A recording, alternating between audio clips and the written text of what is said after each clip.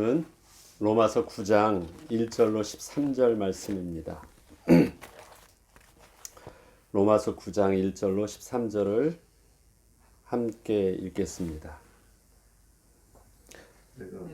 내가 그리스도 안에서 참말을 하고 거짓말을 아니하노라. 나에게 큰 근심이 있는 것과 마음에 그치지 않는 고통이 있는 것을 내 양심이 성령 안에서 나와 더불어 증언하노니, 나의 형제 곧 골육의 친척을 위하여 내 자신이 저주를 받아 그리스도에게서 끊어질지라도 원하는 바로라. 그들은 이스라엘 사람이라. 그들에게는 양자됨과 영광과 언약들과 율법을 세우신 것과 예배와 약속들이 있고, 조상들도 그들의 것이요 육신으로 하면 그리스도가 그들에게서 나셨으니 그는 만물 위에 계셔서 세세의 찬양을 받으실 하나님이시니라. 아멘. 그러나 하나님의 말씀이 폐하여진 것 같지 않도다. 이스라엘에게서 난 그들이 다 이스라엘이 아니요 또한 아브라함의 씨가 다 그의 자녀가 아니라 오직 이삭으로부터 난 자라야 내 씨라 불리리라 하셨으니, 곧 육신의 자녀가 하나님의 자녀가 아니요 오직 약속의 자녀가 씨로 여김을 받느니라. 약속의 말씀은 이것이니, 명년 이 때 내가 이르리니 사라에게 아들이 있으리라 하심이라. 그뿐 아니라 또한 리브가가 우리 조상 이삭 한 사람으로 말미암아 임신하였는데, 그 자식들이 아직 나지도 아니하고 무슨 선이나 악을 행하지 아니한 때에 택하심을 따라 되는 하나님의 뜻이 행위로 말미암지 않고 오직 부르시는 이로 말미암아 서게 하려 하사, 리브가에게 이르시되 큰 자가 어린 자를 섬기리라 하셨나니, 기록된 바 내가 야곱은 사랑하고 에서는 미워하였다 하심과 같으니라. 18절까지 계속 읽겠습니다. 그런즉 우리가 무슨 말을 하리요? 하나님께 불의가 있느냐? 그럴 수 없느니라. 모세에게 이르시되 내가 긍휼히 여길 자를 긍휼히 여기고 불쌍히 여길 자를 불쌍히 여기리라 하셨으니, 그런즉 원하는 자로 말미암음도 아니요 다른 붓질하는 자로 말미암음도 아니요 오직 긍휼히 여기시는 하나님으로 말미암음이니라. 성경이 바로에게 이르시되 내가 이 일을 위하여 너를 세웠으니 곧 너로 말미암아 내 능력을 보이고 내 이름이 온 땅에 전파되게 하려 함이라 하셨으니, 그런즉 하나님께서 하고자 하시는 자를 긍휼히 여기시고 하고자 하시는 자를 완악하게 하시느니라. 아멘. 우리가 밥 한 끼 잘 먹으면 갑자기 살이 확 찌지 않습니다. 또 그렇다고 한두 끼 굶었다고 해서 몸이 갑자기 살이 많이 빠지고 그러지 않습니다. 우리 몸의 변화는 우리도 모르는 사이에 서서히 옵니다. 그렇게 하고 있는 습관이 나도 모르는 사이에 내 몸에 변화를 줍니다. 나도 모르는 사이에 좋은 습관은요, 나의 마음과 생각과 몸을 또 변하기도 하고요.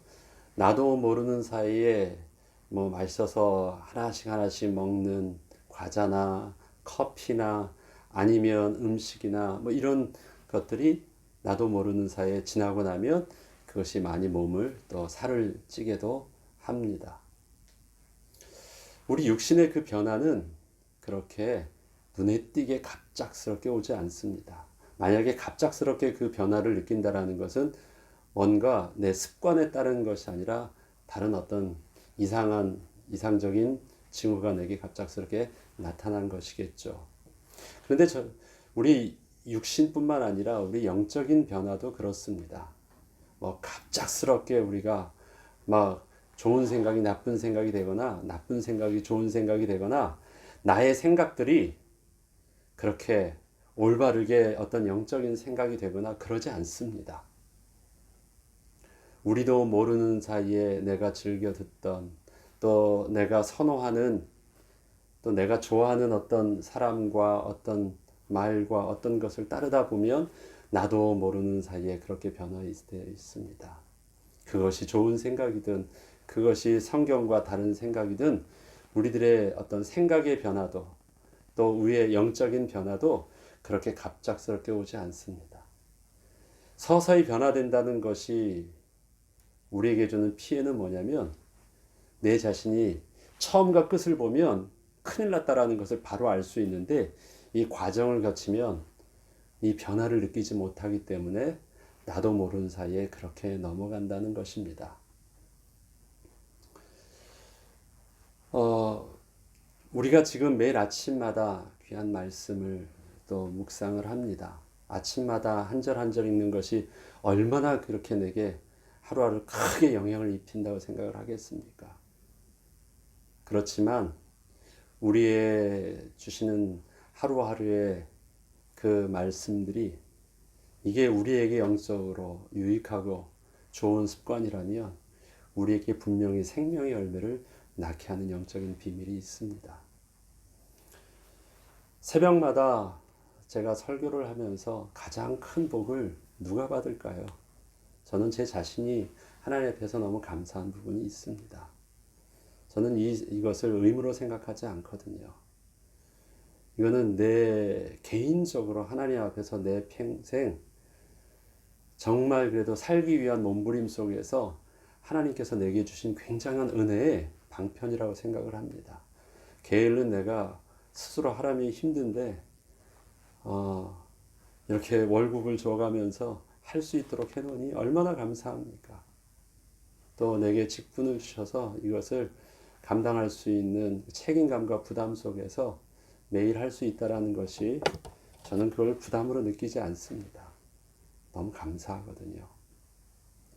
그래서 늘 성실하게 주신 은혜를 잘 누리려고 합니다. 그런데 하는 것 자체가 감사한 것이 아닙니다. 이것을 통해서 주시는 영적인 유익함이 있기 때문에 그렇습니다. 제가 앞에서 설교한다고 해서 제가 알아서 설교할까요? 아니에요. 저도 하나님 앞에서 매일매일 하나님이 주신 새로운 은혜 속에서 여러분과 나눌 뿐입니다. 얼마나 많은 것을 가르치고 얼마나 제가 많은 것을 알고 있어서 할 수 있겠습니까? 물론 여러분보다 많이 읽었을지는 모르고 여러분보다 성경에 대한 어떤 전문적인 지식을 공부한 부분들이 여러분보다 조금은 나을지 모르지만 매일매일 하나님이 주시는 어떤 말씀 속에서 묵상함은 하나님이 주시는 늘 매일의 새로움의 은혜가 있습니다. 로마서를 통해서도 새롭게 더 많은 것을 깨달았다는 것보다도 그 말씀의 의미가 더 깊어지는 부분들을 느낍니다. 우리에게 주신 구원과 우리에게 주신 믿음과 우리에게 주신 하나님의 약속과 언약과 하나님의 자녀된 축복이라는 것이 이런 은혜였구나라는 부분들을 새삼 더 깊게 의미 있게 다가와집니다. 그리고 그 더 느껴지는 만큼 마음의 다짐과 생활의 또 삶의 다짐과 여러 가지들을 생각들을 많이 변해 나갑니다. 여러분에게 있어서 삶의 매일매일의 과정 속에서 우리에게 영적으로 좋은 습관과 육신적으로 좋은 습관들은 큰 어떤 변화를 가지려고 하는 것보다도 삶의 자그마한 부분 속에서 그렇게 우리의 변화의 시작들을 그 습관 속에 나를 맡기면 됩니다. 내가 뭔가를 하려고 하지 말고 좋은 습관이면 그것 속에서 나를 자그마한 규칙 속에 맡겨두면 하다못해 조그만 손만 들어가면서 손만 씻는다라고 하는 것도 별거 아닌 습관처럼 보이는데 그것이 삶의 우리 건강에 굉장히 도움을. 하루에 아침에 기도로 시작하겠다. 눈을 뜨면서 일어나면서 10초, 20초라도 기도하는 거 별거 아닌 거예요. 자기 전에 하나님 앞에 감사 기도하고 눈을 감겠다. 별거 아닌 거예요. 그러나 그 작은 습관 속에 여러분의 생각들을 또 여러분의 몸을 그냥 맡기면 그것이 하루, 이틀, 사흘 이게 여러분의 인생이 되어지면서부터는 엄청난 큰 길들이 간다는 것을 저는 분명히 보장을 합니다. 여러분에게 삶의 매일 아침마다 내가 아침에 다른 것보다도 하나님의 말씀을 듣고 성경을 묵상하겠다. 맡기세요. 그렇게. 그것이 여러분들을 이끌어 나갈 것입니다. 우리에게 주시는 영적인 건강함이 바른 생각을 하게 하시는데 오늘 로마서 9장을 통해서 바울은 또 다른 고민과 근심과 마음의 아픔이 있다고 말을 합니다. 이전에 자기의 그 탄식함을 고백하고 자기의 곤고함을 고백할 때는 두 가지의 갈등이라고 했었습니다. 육신적인 갈등과 내 속에 있는 새 생명의 갈등. 그래서 겉사람과 속사람의 갈등. 원하는 바 선은 있지만 원치 않는 바 겉사람이 나의 행동을 주장해 이끌어가는 고통들. 안 끌려가려고 하고 그렇지만 육신은 나를 속사람을 끌고 가려고 하는 이 갈등들이 자기를 너무 힘들게 한다라는 고통이었습니다. 그런데 오늘 9장에서는 또 다른 마음의 근심과 그것이 정말 찢어질 듯한 이 고통이 있다라는 것입니다. 걱정하는 만큼만이 아니라 육신이 그 아픔을 느끼는 고통까지 있다라는 것입니다. 그 고통은 뭐냐? 하나님 앞에서 하나님의 선하신 언약과 복음을 순종하고 인정하지만 그 인정한다는 것이 오늘 바울은 양심이라는 표현을 썼는데 양심이라는 표현은 뭐냐면 우리의 도덕적인 부분입니다. 종교인이든 비종교인이든 사람이라면 본능적으로 가지고 있는 그 옳음과 선함, 그 악한 자라도 그 자식에게 좋은 것을 줄 아는 그 마음, 그것이 그 안에 가지고 있는 본능적인 선함이라는 것입니다. 본능적인 양심이라는 것입니다. 그 본능적인 양심이 죄로 인하여 부패되어져 있지만 그래도 그 남아있는 본능적인 선함이 도덕성을 하나님께서 일반 은총으로 이 땅에 주셔서 그나마 이 땅이 세상이 그나마 질서를 가질 수 있게 남겨놓으신 은혜의 방편이 바로 양심입니다. 이 양심이 그런데 내 가지고 있는 이 본능적인 선함과 도덕성은 자식이 부모를 공경하는 것, 자식이 형제를 사랑하는 것 마땅한 거잖아요. 자기도 그렇다는 거예요. 내 부모와 친척과 형제, 고륙 지친에 대해서 나의 피와 나의 살과 같은 나의 일부분과 같은 우리 형제들과 부모님에 대해서 사랑하고 그분들이 잘 되기를 원하는 그 마음은 마치 내가 내 목숨을 바치서라도 그들이 잘 되기를 원하는 마음은 진실하다는 거예요. 또 부모가 자식을 위해서 하는 말일 수도 있겠죠. 내가 죽더라도 내 자식을 사랑해서 자식이 살 수 있다면 그렇게 헌신하고자 하는 그 마음은 본능이요. 그 다음에 내 양심에 있는 본능적인 선함이라는 것입니다. 내 양심이 그것을 증거한대요. 나에게 두 가지 근심이 있는데 하나는 내 마음에 정말 이건 솔직한 내 심정이다. 내 형제들. 그런데 내 형제들은 지금 앞에서 복음과 율법을 비교할 때 내 형제들은 누구예요? 유대인이에요. 유대인. 그와 반대는 지금 자기는 이방인의 사도로 나와 있지만 그래서 이 복음을 설명하고 복음을 전도하는 입장에서는 좀 더 얼핏 보면 이방인에 대해서 좀 더 많은 변호를 하고 있는 것 같고 그들 편에 서 있는 것처럼 보이지만 그리고 이 복음이란 게 그들에게 더 유리한 것처럼 보이지만 그렇게 복음을 말하고 있지만 내 속마음은 사실 근심이 있고 근심을 뛰어넘어서 아픔이 있다. 나도 유대인이고 사랑하는데 그리고 저들이 마땅히 하나님을 은혜 받아야만 할 합리적인 명분도 되라면 나도 될 수 있는데 왜? 저들이 분명히 아브라함의 씨가 맞잖아요. 저들이 하나님이 주신 언약과 율법과 약속의 말씀이 있잖아요. 저들에게 하나님이 주신 예배가 있잖아요. 예배가 뭔 줄 아세요? 하나님께서 이스라엘 백성들에게 하나님께서 하나님의 백성에게 정하신 규례 가운데 정한 예배 장소가 있어요. 정한 그곳에서의 성전이 있어요. 그것이 바로 예루살렘이에요. 그곳에 성전이 있어요. 그곳에 하나님의 약속하셨던 하나님의 언약궤가 있어요. 그곳에서 제사를 드리는 것은 하나님께서 그들에게만 허락하신 유일한 예배예요. 그 예배를 통해서 하나님과 만날 수 있는 축복의 방편이 되기도 하셨잖아요. 심지어는 예수 그리스도도 바로 그 유대인의 혈통 속에서 그 후손 속에서 나오게 하셨잖아요. 이 정도라면 유대인이 하나님의 복을 받아야 될 만한 충분한 조건이 다 있어 보이는데 한편으로 또 돌이켜 보니까 하나님의 언약의 말씀, 다시 말해서 이 구약의 말씀이 폐하여진 것 같지는 않대요. 만약에 구약의 그러한 모습들이 하나님의 새로운 새 언약 되신 그 그리스도의 복음으로 인하여 뭔가 폐하여지는, 그것을 넘어서는 새로운 하나님의 법으로서 제시되어졌다라면 과감하게 포기라도 하겠는데, 지난날에 자기가 구약의 율법을 너무 잘 알고 있고 구체적으로 알고 있고 구체적으로 가리키던 그 구약의 율법을 딱 가지고 지금 그리스도의 언약과 하나님의 새 언약을 딱 보았는데요, 그것이 모순되지 않는다는 거예요. 폐하여지지 않는다, 모순되지 않는다라는 사실들이 오히려 자기를 너무 힘들게 하고 있대요. 지금 내가 이방인에게 향해서 했었던 그 복음의 내용들이요, 이미 우리가 붙잡고 있었던 그 아브라함의 언약부터 있었고, 아브라함에게 하나님께서 들려줬던 하나님의 약속의 말씀 안에 이미 이 복음의 내용들이, 약속의 자녀의 말씀들이 담겨져 있었다라는 것, 그래서 내가 하나님의 말씀을 거부할 수 없다라는 사실들이 자기를 너무 힘들게 한대요.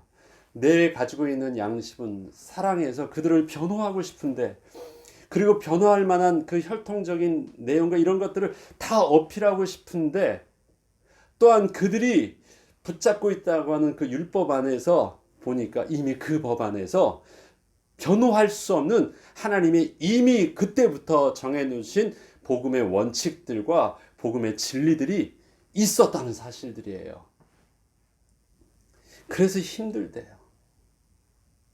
사랑해서 다 끌어내고 싶은데 그 속에서도 이미 하나님의 구별된 하나님의 선택의 영적인 비밀이 다른 것을 본대요. 그것이 유대인이라는 인종적인, 아브라함의 혈통이라는 인종적인 부분들이 아니라 아브라함의 씨가 다 씨가 아니요 그 속에서도 나누어져 있는 하나님의 약속의 자녀의 씨라는 것을 말씀하고 있습니다. 우리가 여기서 오해하지 않아야 될 사실이 있습니다. 이스마엘과 이삭을 비교할 때 엄마가 본초 소생이고 그 다음에 첩의 소생이기 때문에 문제가 될까요? 그게 아니에요. 하갈이 첩이었기 때문에 약속의 자녀가 못 되는 의미가 아닙니다. 사라가 그 조강지처였기 때문에 그를 통해서 낳은 씨이기 때문에 이삭이 약속의 자녀라는 의미가 아닙니다. 첩으로 보면 야곱의 이름이 이스라엘이고 이스라엘의 그 이름 속에서 12지파가 나와 있는데, 첩으로 본다면 그 야곱의 4명의 아내 중에서도 첩으로 보면 2명이 첩이고요. 그를 통해서 낳은 아들이 6명이나 됩니다. 반이 다 첩이에요. 근데 실질적인 그들이 이스라엘 12지파의 조상이 되었잖아요. 이런 문제가 아닙니다. 인간의 육신적인 혈통으로는 아브라함의 씨면 되는 거예요. 그래서 이스마엘이나 또 이삭이나 그것에 대해서는 아브라함의 씨라는 부분 속에서는 다르지 않습니다. 하나님도 그것에 대해서 창세기 17장은 분명히 인정해 주고 있습니다. 시간이 없어서 그냥 넘어가겠습니다. 거기서 보면 하나님께서는 고민하고 있는 아브라함에게 이스마엘도 너의 씨가 많다, 너의 씨로 육신적인 축복은 육신적으로 너의 씨이기 때문에 네가 주어야 될 육신적인 축복, 그 아들로서의 상속자로서의 축복은 영적인 상속이 아니라 육신적인 상속자의 축복은 내가 그에게도 다 줄 것이고, 그를 통해서도 12지파가 나올 수 있도록 12두령이 나올 수 있는 축복을 육신적으로 다 주겠다. 근데 이건 그런 문제가 아니다라는 것입니다. 혈통적인 문제이기 때문에, 내 아들이기 때문에 내가 아비로서 줘야 될 그런 축복과는 다르다라는 것입니다. 이스마엘은 아브라함의 아들이기 때문에 줘야 될 축복을 하나님이 보증해서 주신다고 하셨고 주셨습니다. 그러나 사라를 통해서 난다라는 의미는 사라는 죽은 자라는 의미입니다. 낳을 수 없는 자, 그래서 하나님이 주셨다라는 의미 속에서 사라가 택해진 것입니다. 사라가 조강지처라는 의미 속에서 택해진 것이 아니고, 사라는 이미 경수가 끊어진 죽은 자였는데 그가 나았다라는 것입니다. 아브라함도 포기했고 사라 자신도 포기되어졌는데 하나님께서 주신 자라는 영적인 의미가 있습니다.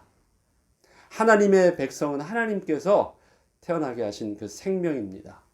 그 안에 하나님께서 약속하신 대로 명년에 내가 그와 낳을, 사라를 통해서 낳을 자를 통해서 명년에 내가 그와 약속하겠다라고 합니다. 그러면 명년은 내년을 말하는 것인데 내년에 그와 약속한다고 한다면 내년에 이르기 전에 낳은 아들은 뭐예요? 아직 약속하지 않은 아들입니다. 그리고 또한 그 약속은 아브라함에게 약속한 것을 이삭을 통해서 보증해 주시겠다라는 말이 아닙니다. 내가 너와 약속을 했던 것처럼 1대1의 관계처럼 명년에 낳을 약속을 내가 그와 직접 맺겠다라고 하시는 것입니다.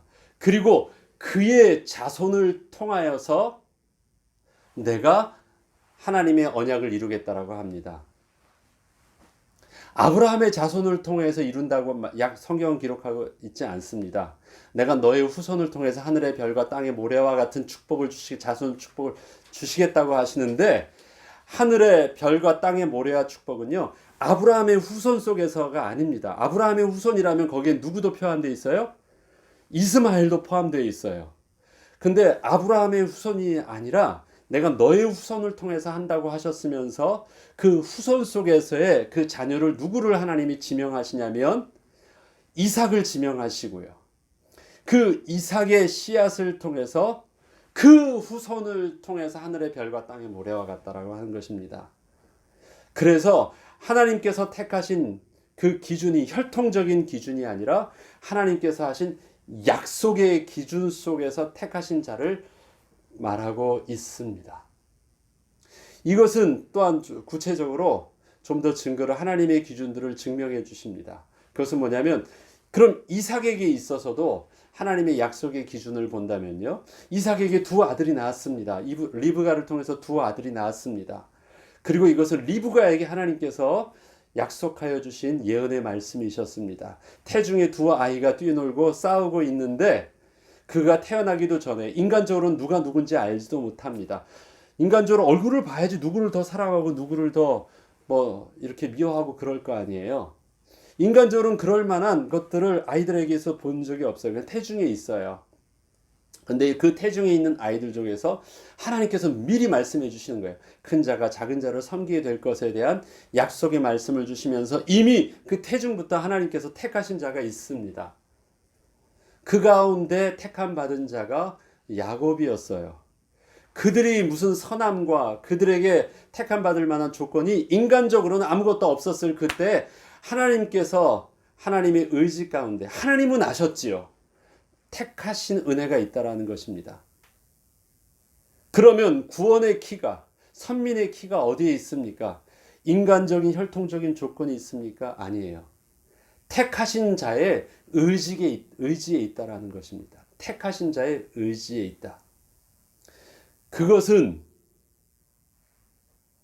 혈통적인 개념과는 다르고 하나님의 주권적 의지에 있다라는 것입니다. 여기에 그 가운데 한 가지 더 예를 들고 있습니다. 이제는 모세를 들고 나와요. 모세. 이스라엘 백성들에게 하나님의 언약을 주실 때 시내산에 들어가서 하나님의 언약을 받고 할 때 남겨져 있는 아론과 백성들은 너무 오랫동안 오지 않으니까 새롭게 그들이 아론을 중심으로 그들의 모든 금 귀고리와 그의 장신구를 떼내어서 금송아지를 만들고 하나님을 찬양합니다. 이것이 하나님의 진노가 되었고 언약을 무너뜨리게 됩니다. 이 일에 대해서 모세는 하나님께 간절히 구합니다. 살려달라고 구하고 은혜를 구하고 용서를 구합니다. 그때 하나님께서 주셨던 그 대안은 무엇이었냐면 오케이, 용서를 할게. 그러나 내가 너희와 함께 하나님 약속의 땅에 올라가지 않겠다. 약속의 땅에 올라가지 않는다. 왜냐하면 그 이스라엘이 높은 산지에 있었잖아요. 헤브론 땅이 산지입니다. 그래서 올라간다라는 표현이 바로 그 땅에 하나님께서 함께 가지 않겠다라고 말씀을 하십니다. 이 일에 대해서 하나님이 함께 도와주셔서 가지 아니하시면 우리가 가는 것이 아무 의미가 없습니다. 그래서 하나님 앞에 정말 생명을 다해서 모세가 빌고 또 백성들도 두려워서 하나님 앞에 회개하고 그때 이후로부터 이스라엘 백성들의 장신구를 떼어놨다. 그들이 의지하던 그들은 우상들을 떼어놓기 시작했다라는 성경의 기절이 나옵니다. 출애굽기 33장부터 쭉 나오는 내용들이에요. 오늘 그 본문에 이 모세의 이야기를 하면서 오늘 본문에 모세의 내용이 15절에 그 이야기가 나오거든요. 내가 긍휼히 여길 자를 긍휼히 여기고 불쌍히 여길 자를 불쌍히 여기려 하셨으니, 이 말씀이 바로 그 배경이 되어서 나오는 말씀인데, 바로 그때 그가 다시 하나님께 가서 40일 동안 다시 기도하기 시작합니다. 그리고 중보하기 시작해, 백성을 위해서. 하나님이 자신은 용서해 주셔서 내가 너는 함께 데려가겠다고 말씀하시는데, 하나님 함께 할 자에 대해서 하나님께서 구체적으로 말씀을 안 해주셨잖아요. 아무튼 데려가겠다고 하셨는데 그가 누굽니까? 보증해 주세요. 구체적으로 누구라고 말씀해 주세요. 나와 내 민족이 하나님이 다시 데려갈 자라고 하나님 보증해 주세요. 말씀해 주세요라고 모세가 하나님께 확답을 듣기를 원합니다. 하나님은 두루이 능실을 말씀하시다가 내가 너는 확실하게 내가 너는 택하지만 이스라엘 백성 전체에 대한 부분들은 하나님은 확답을 하지 않습니다. 자꾸 재차 모세가 이거에 대해서 나와 내 백성 전체 하나님 보증해 주세요라고 말할 때 하시는 말씀이 이 말씀이에요. 뭐예요? 오직 긍휼히 여기시는 하나님으로 말미암다. 내가 긍휼히 여길 자를 긍휼히 여기고 불쌍히 여길 자를 불쌍히 여기겠다. 그들을 내가 이끌겠다. 그렇지만 다는 아니다. 그럼 그가 누구일 수 있어요?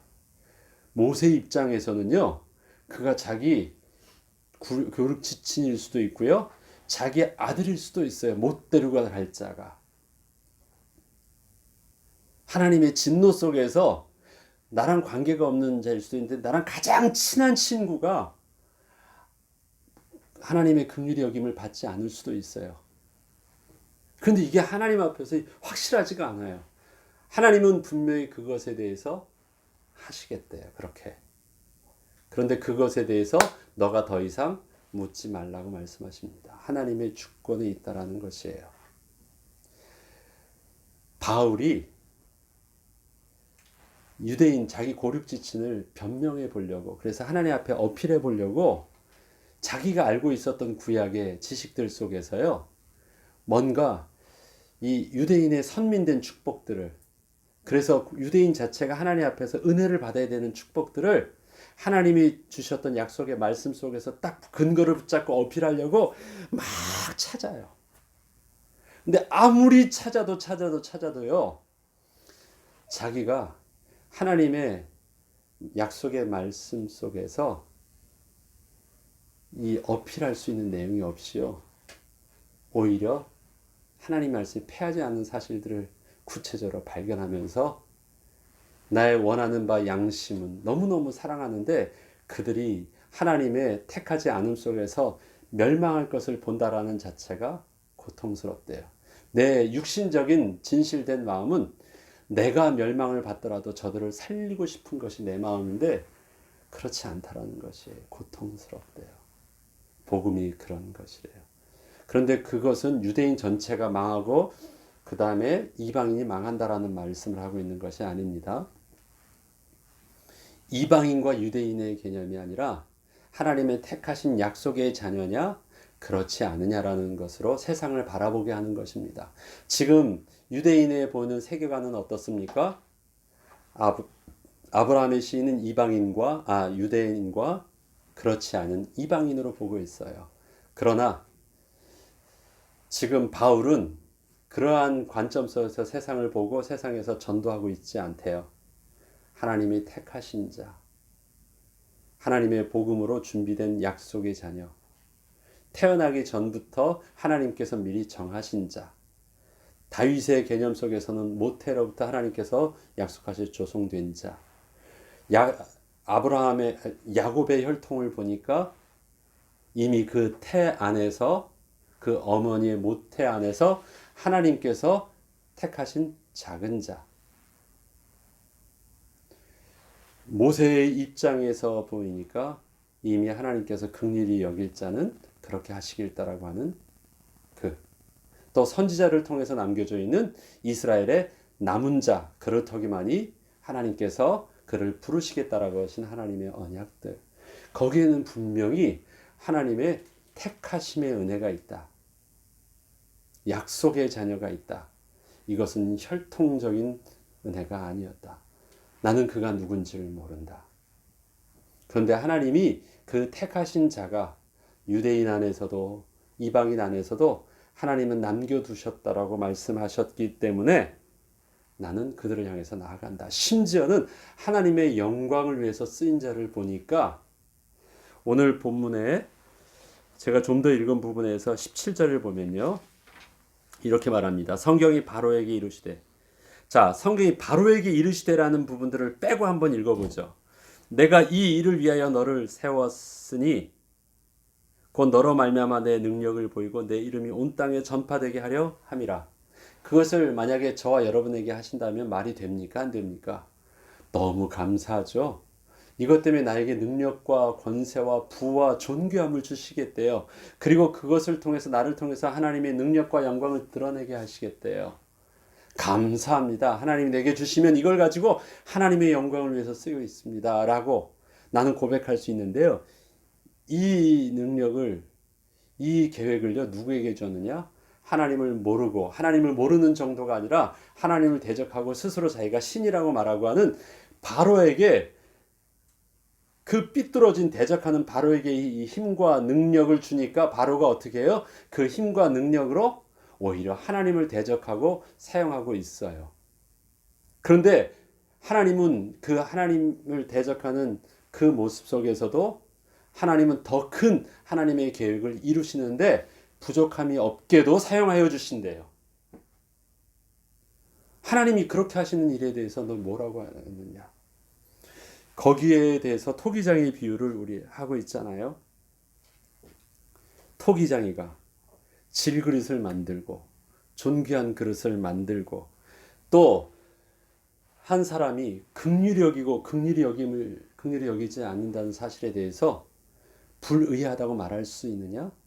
그건 주권자에게 담겨져 있는 부분이지.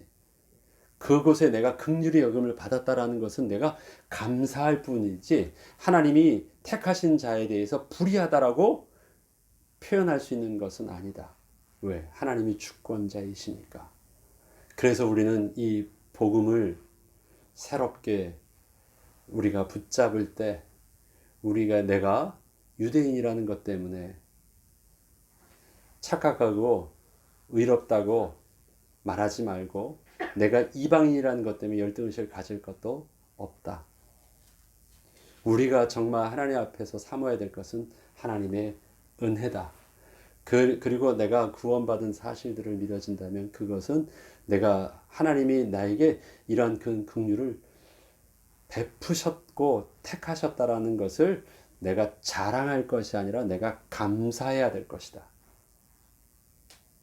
그것은 감사한 일이고 그 은혜의 감사함으로 그것이 보답해야 되는 우리 삶의 모습이라는 것입니다. 하나님이 하고자 하시는 자를 긍휼히 여기시고 하고자 하신 자를 완악하게 하시는 일이다.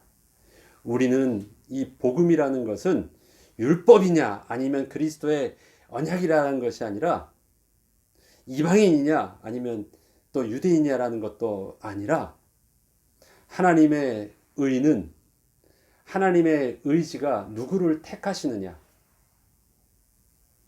누구에게 긍휼히 여기시고 누구에게 완악하게 여기시냐라는 하나님의 살아계신 은혜 가운데 있다. 우리에게 하나님께서 복음 주셨으니까 이 복음 가진 우리는 이 안에 방주에 타면 모든 사람이 다 구원을 얻습니까? 복을 받습니까? 우리가 교회가 좀 부흥되어지거나 아니면 어떤 단체가 부흥되어지면 그들이 이단으로 빠지고 또 그들이 부패하는 이유가 있습니다. 우리에게 복음을 깨달았다고 해서 복음 전하니까 막 부흥하거든요. 그러니까 우리에게 주셨던 이 복음의 내용들이 진리다. 그래서 다 우리 가운데 모이라고 말을 합니다. 그들이 깨달은 어떠한 그러한 복음의 내용들이 복을 얻을 수밖에 없고 하나님의 축복을 드릴 수밖에 없는 비밀일까요? 아니에요.